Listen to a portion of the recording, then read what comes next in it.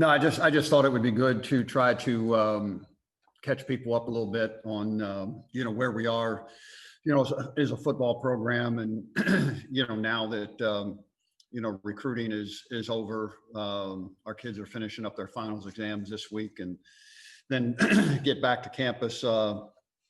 January 15th through the 18th, they'll move in, and then they have the 2 weeks of quarantine. And then we're going to start lifting and running on February the 1st. And then February the 15th, we'll start, spring practice.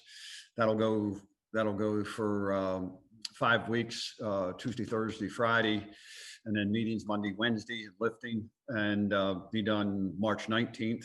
And then they leave for spring break April the 11th through the 17th, and then they don't come back because of the schedule that the school was on. And then they'll come back June 1st and be ready for the summer.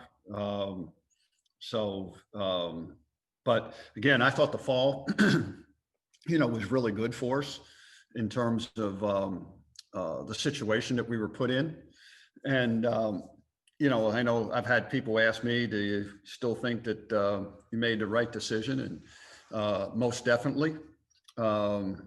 Because I think I'm going to give you some information here that, not that I'm looking to justify anything about the decision we made, but because the decision was, best for us and our program and our student athletes.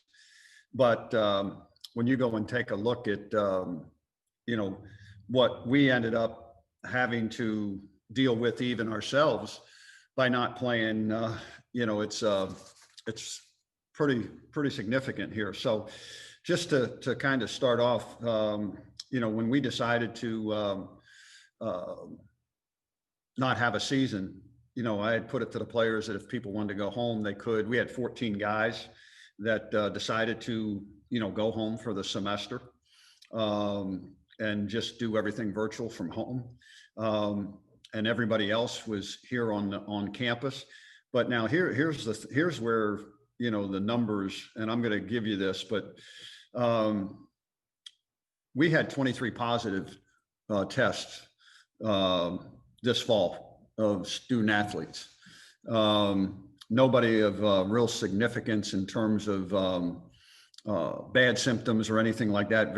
Most of them were asymptomatic and everything else. But out of those 23 guys, when they tested positive, and then we even had guys that, were in isolation, but the number of days that we had players in isolation during the fall, from really July 1st through November, 20th, 21st, in that range, was 708 days. So when we had a young man who was isolated, you take a look at that, the average for when somebody had to be isolated was 35.4 days. So when we had somebody that tested positive, they were basically out for 35 days with all the protocols that we had and everything else. And then, as you went through this pandemic, which is still ongoing, the contact tracing is the thing that really put a lot of teams down. And you saw why there's so many games missed. But we had 70 players who had to be quarantined. Some guys had to be quarantined more than once. And out of those 70 guys that were quarantined, they were quarantined, the cumulative days for the quarantine players was 1,565 days. And that averaged 22.3. So when we had somebody that through cross tracing, contact tracing, and had to be out, it was 22 days. And of the number of players that we had on campus, there was only 20 that never were isolated or never quarantined. So that kind of gives you the numbers and the things that we dealt with, and I think our staff, our training staff and everybody involved did as good a job as they could in terms of social distancing, the masks we wore, those things. And there's some things that happened. There were some things that happened where player's girlfriend tested positive and he didn't test positive, so how do you know that? And then you ask them certain questions and it doesn't happen, but it is what it is. But we were able to really get a lot accomplished. And I was really proud of our kids for how they handled everything. We lifted 3 days a week, Monday, Wednesday, Friday. We and met, and then we practiced on Tuesday and Thursdays, and they had the weekends off.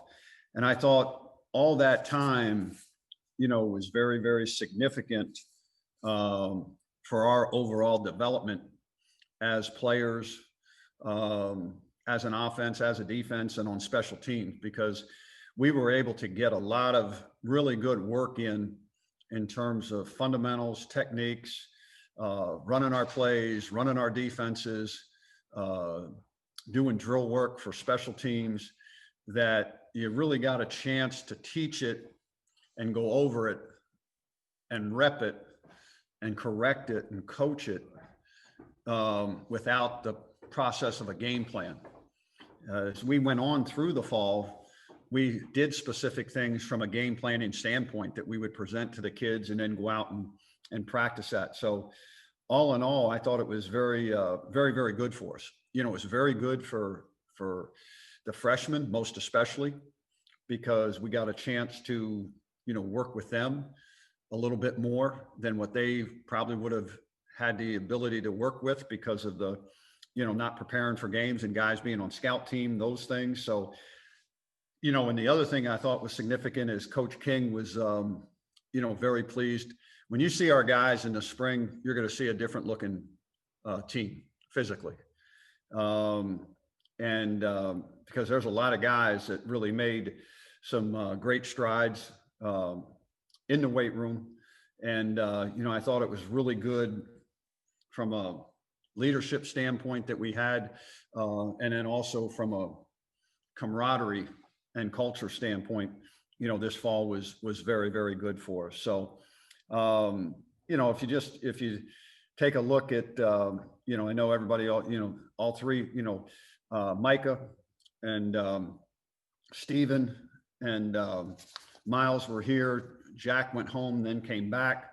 All the work that those guys got on the field and in the meeting room was, you couldn't ask for anything more for those guys. I think, there are a couple guys, Nate Carter was a young man who really showed a lot of good things. Brian Bruton, did a lot of good things. Devonta Houston was a young man who kind of got quarantined a couple times and has a lot of ability, but just didn't get as much reps with him. I think our receiver group is probably as deep that any receiver group that I've ever been around here at UConn. I like the development of these guys and what's happening, the competition, there. Jay Rose was making a lot of improvements, and then he tore a pec and then had to have surgery. But he was really coming along, and all the work that Jace Medlock got, that's only going to make him better. And then, we were able to do some things and taking a look at the guys in the offensive line. But Ryan Vandermark is a guy who's really stepped up. And you saw him just take more of a leadership role, on offense in totality. And then also he's just gotten so much better from a fundamental and technique standpoint. And then also, physically, he's a much bigger guy than what he was. I mean, when you look at his body and his definition. So all that time, Christian Haynes, the same thing, and again, we were able to look at different guys and doing different things. So, that's the thing on offense. We found out a lot about guys, where we can do with them, where we can put them, how we want to get them the ball in different situations and put them in different alignments within our offense. So all that was really, really good. Defensively, I thought, we got a little thin during the fall at defensive back because of some of the guys that had to be quarantined or isolated. But again, the same thing there. I thought, these young kids that we had on defense, really took advantage of the opportunities that they had, because we all know about, Travis and Luau and KK and those guys. But I thought Pierce Devon, he's a bigger body now. Delmont benefited tremendously from all the reps and the meetings time and the fundamentals and techniques. Same thing with Justin Moore. And then, you take Eric Watts was another guy. He didn't get a chance to redshirt, but now it gave him an opportunity to put weight on and get stronger. So really pleased with him. Same thing with Jackson Mitchell. Here's a kid that, played as a true freshman and, really did a great job in the weight room there. Hunter Webb, you can see him getting better. Another guy that's I thought really had has really changed his body and gotten a lot better was Terrence Gagne. And, looking forward to seeing him now in the spring. And then Omar was back doing drills because he was hurt. He wouldn't have probably been able to play this fall. But you've seen pictures. But I think one of the guys that made the biggest impact on defense in terms of his development was Ian Swenson. He was very, very impressive. Has gotten a lot better. And Justin, Jordan Morrison, was, a guy that I thought did well too. So, and then guys in the secondary that I thought really kind of, stood out a little bit because in making, all of a sudden you see them in Jaylon Farrell. I thought he was good. Miles Bell was back out there working and gotten more confidence in that leg knee that he hurt from last year. So all those reps. Jeremy Lucian got bigger and stronger. Alfred Che is a guy that, to me has a chance as long as he continues to do things the way he's supposed to end up being a pretty good player for us. And then having all those young guys that we have on defense, those freshmen, the reps, the meeting time, the weight room time, was a tremendous advantage. And so again, all in all, defensively, again, it was a situation where, we were able to look at some things and put some guys in different spots and see how they could pick the things up and also be able to create some things that we think can make us better defensively. So, and I also thought it was good for our staff because now we had time to really sit down and, put things together in terms of seeing everybody. And the good thing about this is, all these guys are pretty much going to be coming back for the spring and then the fall. And then when you add 7 new guys that are going to come in at mid-year, you got a lot of depth. You got a lot of depth. So excited and anxious as we continue to move forward. Just hearing that our kids now, they're at home. Some guys are driving certain distances to meet each other, to work out. So just the whole mental approach by these guys has been very, very good. And the attitudes were very, very good. And the good thing is they saw, by just looking in a mirror, they saw the difference in themselves physically. And in the game of football, when you can go out and do things from a physical standpoint that maybe you couldn't do that well, I think it just leads to having much more confidence in yourself as you go and do things. This spring, we're fortunate that, we do have an indoor facility.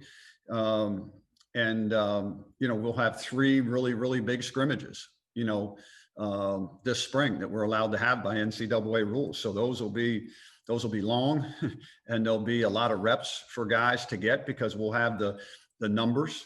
So again, I know our kids are looking forward to finishing up this week, enjoying time with their families, and then getting back and getting together and, really preparing then for 21. But like I said, I couldn't be more pleased with the results that that we saw from these guys, both in the weight room, in the meeting rooms, on the practice fields. And I think now that these our players, they have a much better grasp and much better knowledge of our offense, of our defense, and of what we do in special teams. So any questions, I'll go ahead and answer them. Yeah, just go ahead and put your hands up if you have questions. Dom, go ahead. Yeah, Randy, when you look at the totality of the situation where you're going independent, you've had a year to hit the reset button, reset the program, new players coming in, as you mentioned, guys getting bigger and stronger. What's your vision for what UConn football is going to look like when you come out the other side? What, from the eyeball test, what do you hope that people see when they come to games or watch on TV, when you start playing again next year? Well, I think you're going to see an offense that's going to be wide open. You're going to see an offense that's going to utilize all different aspects of tempo to our advantage, and based on our opponents that we're playing, is we think the best way to attack them.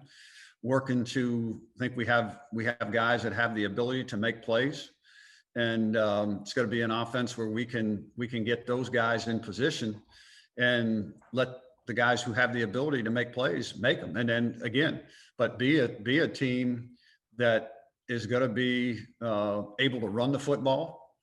That's going to be able to be a play action team.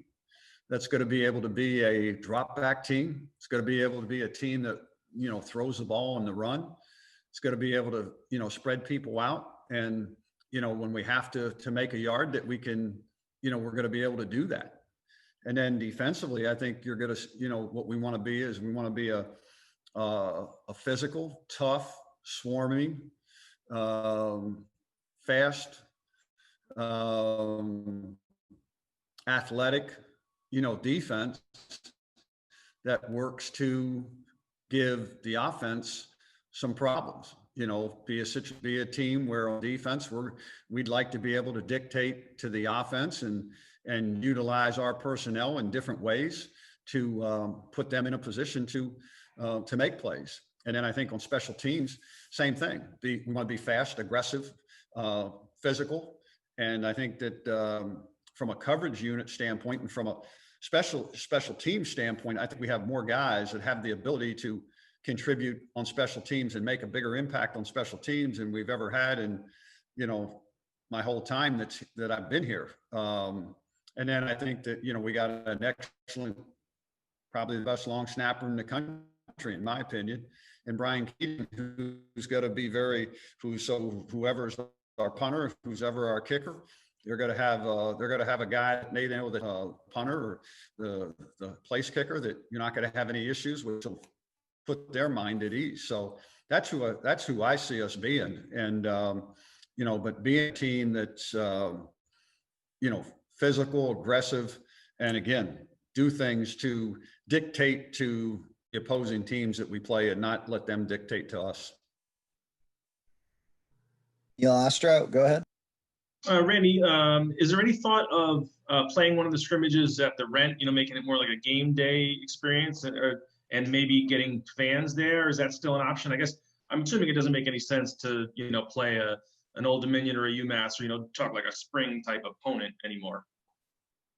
Yeah, no, we're not gonna play any other opponent this spring. Because we'll just take advantage of our 15 practices, and again, weather-wise, I'm not so sure it's be conducive to playing outside, by that time. And so again, I mean, because what we want to be able to do is just make sure that we have the most ideal conditions to be able to practice in. And I'm hopeful that, we weren't able to even use our whole we didn't even use our locker room in the fall. We could never have the whole team in the locker room, never showered in the building, so again, that was another thing that we had to go through.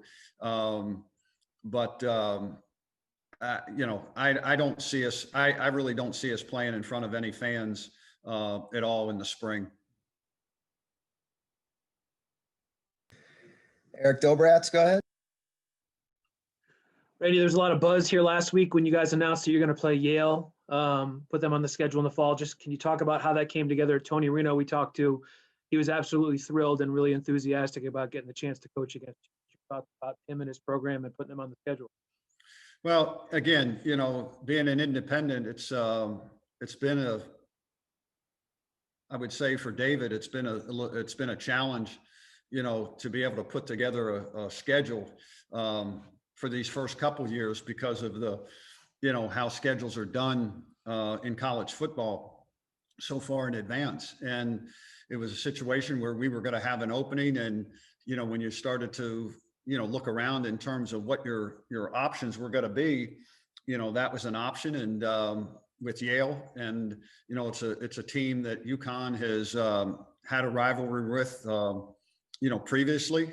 And because of the scheduling situation that we were in, I thought we felt it made sense for us and it made sense for them. And, hopefully what it'll be a sellout crowd at the Rent when we play them. All right, Gavin, go ahead. Hi, Randy. How do you kind of keep things fresh for the kids when, usually they're gearing up for games during the fall practices? How do you keep things fresh? And what was it like for you not being on the sidelines on the weekends? I mean, must be a while. You're so used to, coaching in the fall. It wasn't that difficult for me anyhow. I've been through this before. When I was with Jacksonville, we came down here and didn't have a team. And the first year, and basically, did a lot of the same things, except we brought players in and worked them out. We didn't have a team, but I thought our kids did a great job and our coaches did a great job. Everybody was focused in on, what we were trying to get accomplished. And so we knew we didn't worry about not playing. We just worried about, okay, here's the cards that we have.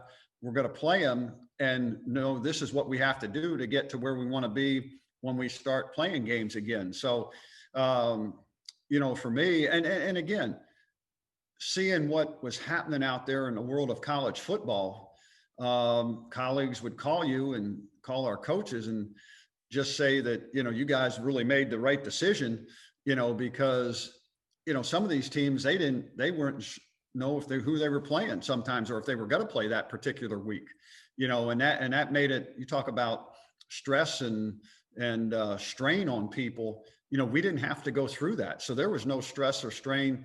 And again, what it did, it gave us a chance to really sit back and do some things that you don't get to do through a season or through a spring, that we were able to evaluate our personnel a lot better, to seeing what they could do.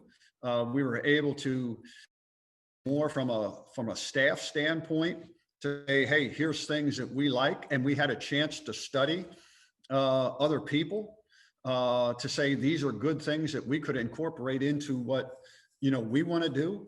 So to me, it is from a coach's standpoint, I think a lot of coaches said, yeah, I'd like to have a time where, whether you take a year and be able to do things, to take a look at your program and step back, and say, okay, here's the things that we need based on what we're doing. And this is the best way for us to do them. So that's the way we approached it.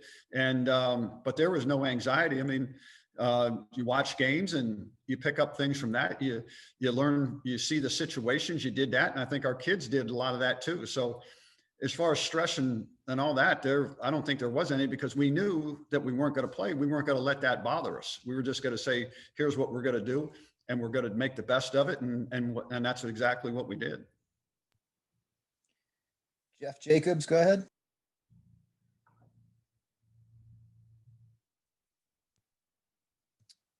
Jeff, you on mute, or are you there?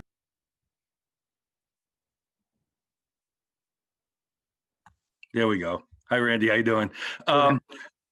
Two-part question. One, looking at the perplexing rankings in the college football playoff selection committee this week, I was wondering what your feelings were looking at, the non-Power 5 schools, Cincinnati and so forth, where they stand, and also going forward with those Power 5 schools, I think corralling about 80% of the revenue in the FBS, and with the Knight Commission recommending that the FBS schools, not schools, the teams, separate from the NCAA. I was wondering what you thought for like the 65 or so, the future for those non-Power 5 schools that want to remain FBS should kind of path they could follow or should follow. Well, just seeing the results from the other day, having competed in the American Athletic Conference, it didn't surprise me, because it's like they don't want somebody from a group of 5 to be involved in the game in the top 4. It's because you've had UCF, now you've had Cincinnati. I don't think they want it. And when you hear some of the answers that come out, it's perplexing. It's very perplexing. So I think that, moving forward, I think there are going to be changes within the structure of college football. What they are, I have no idea. But if, the Power 5s are going to do what they do, they might have their own thing, and then the group of 5 would have their own playoff. But I think there's a way that, if you just, everybody sits, and this is the problem, with college football. There's not really one person or an organization that controls college football. It's the NCAA doesn't, like with the basketball tournament, and the NCAA is just a compliance and rules person for college football. So something's going to have to change, or because the systems will stay the same. And I would just like to see something where, if you're a conference champion, you get, into a playoff situation, and then you play it and you do it on the field. And if they're not going to do it that way, in my opinion, they should separate, because why keep going through this when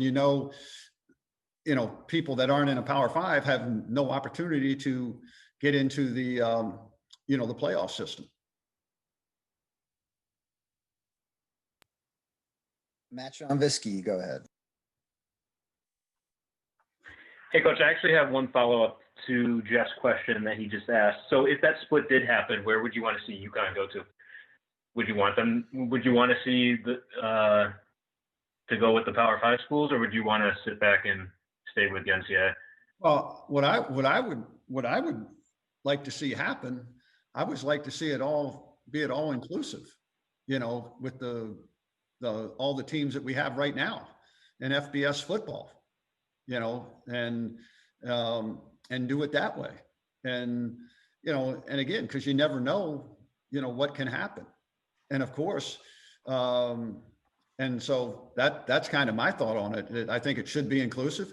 Yeah, of course, I want UConn to be in the best situation that we can, for our football program. And then going back earlier, you mentioned we're going to see a wide open offense going forward. Two-part question. Is that a testament to Frank having a year under his belt calling plays, as well as you also being able to trust the quarterback room, regardless of who the guy is under center? Well, again, a lot of it's based on personnel, Matt. You're gonna do what your personnel dictates. We've tried to recruit, guys that can do certain things, and again, we want to take advantage of what we think, is best for us and the young men that we have within our program. And so, for us, when you look at it, it's just one of those things that you have to, you make that transition. But if you try to do certain things and you don't have the personnel, it's hard to do. So, my thing is what you want to be able to do. And again, it gets back to what I said. You want to sit there and create issues for the defense. And, that there's a lot of ways to create issues. It doesn't mean you're always going to be 4 wide receivers or 3 wide receivers. You're going to be times you're going to be 2 tight ends, 3 tight ends, do different things, because the more that you can do, in all my experience, either as an offensive, playing on offense, coaching on defense, the more that you can do offensively with different looks and motion and sets and things like that, that's more things that the defense has to prepare for and has to practice for. Now, you've got to be able to execute it, but it's the same thing defensively. The different looks, whether you're stemming, whether you're standing guys up and bringing guys, different guys coming. It's just a matter of, making people have to do more to prepare for you, but again, what you're doing from an offensive or defensive standpoint, you're conceptually, you're doing the same things, but you're doing them out of different looks or out of different personnel. And there's going to be times where you want to spread the field vertically or horizontally, and you want to spread it, you want to attack it vertically. There's times that you want to do certain things with maybe tight formations and certain things that you do, based on what people are doing. And same thing from a tempo standpoint. That there's times that you'll go fast. There's times that you'll, maybe not go fast. There's times that will huddle, and all those things create an advantage for you offensively. And the same thing defensively. There's things that you can do to give yourself that advantage. And those are all the things that we were able to work on, this fall, and to be able to talk about and to be able to install and take a look to see, okay, what are some of the things that fit our personnel the best way? And then, again, as you see from a standpoint of how we recruit, it's the same thing. We're recruiting to that type of situation. Speaking of matching up with other opponents, looking back at the AAC schedule, it seemed like all the offenses you guys faced were all spread up tempo. Does being an independent really allow you to pick and choose and who you would be able to match up with, since you're allowed to pick and choose your schedule as an independent now? And do you see that as being a favorable thing going forward to give you some advantages that you might not have had in a conference where you're locked in with certain opponents? Well, again, I don't think from a scheduling standpoint, things are going to change from what we talked about. There's teams that we want to play that are here in our area that can help us from a recruiting standpoint. You go and beat them, but then also, in terms of up and down the East Coast, teams that, it just makes sense to schedule. I don't think it makes a whole lot of sense to be flying to the West Coast to playing people, that I don't think that does you a whole lot of good. Now, are we doing that, with right now? Yeah. But I think as you see things go further along, that you're not gonna do that. And but again, the thing with the scheduling part of it, some of the teams you might want to schedule might not have an opening, for 6, 7, 8 years down the road. And again, there's got to be some balance, to what you're looking to do from a scheduling standpoint as well, in terms of, who you play and when you play them, those sort of things. So, but again, you just take a look at Notre Dame when they're an independent. Now they're in the ACC. They played 6 games, but then the other teams that they match up with. But yeah, there's some teams that we'd like to match up with that we think can be good for us. And if they have the availability and they want to play, then we'll work to schedule those people. All right, Danny Barletta, go ahead. Hey, Coach. Just wondering, from where you are right now, and obviously you'll learn more during the spring season. But from where you are right now, where do you feel the team is in the best shape moving forward, and where do you think there's still a lot of work to be done?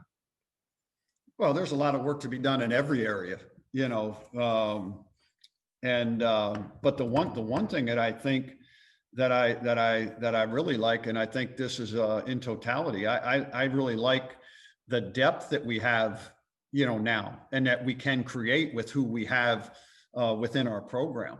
Yeah, there's some of these freshmen that we have that, they still need to get bigger and stronger and things along those lines. But as I said, I do like the wide receivers. I think we have a lot of depth there. I think we got a lot of versatility and things that we're looking for and want to be able to do with guys as running backs. I've been pleased with,